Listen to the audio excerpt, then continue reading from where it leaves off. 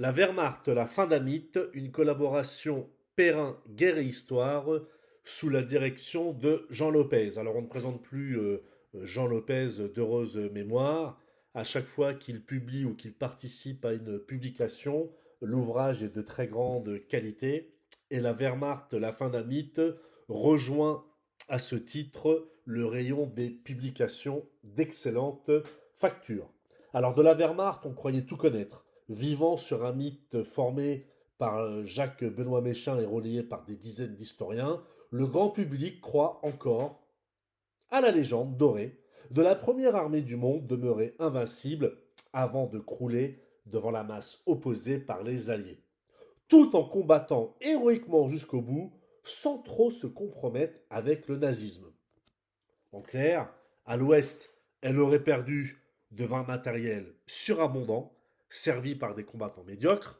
À l'est, elle aurait cédé sous d'inépuisables vagues de moudjiks déshumanisés, envoyés au hachoir par des maréchaux ineptes. Double fable. Alors, pour rétablir quelques vérités, entre guillemets, Jean Lopez et son équipe de rédacteurs nous offrent une histoire globale sans précédent. Donc, il a deux parties, la supériorité militaire allemande, étude d'un mythe, et les opérations. Et cet ouvrage retrace toutes les grandes campagnes et batailles de la Seconde Guerre mondiale, Dunkerque, bataille d'Angleterre, Barbarossa, Stalingrad, Kursk, débarquement, etc. Il offre des chapitres analytiques qui dissèquent notamment la tradition intellectuelle et opérationnelle prusso-allemande depuis Frédéric II, ainsi que les stratégies en vigueur, les logistiques déployées et la qualité véritable des hommes et du matériel.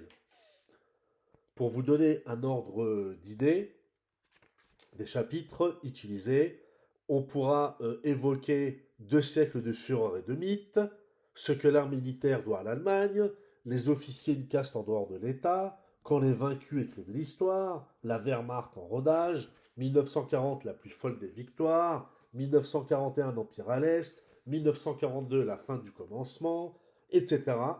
Pour terminer par 1945 l'écrasement.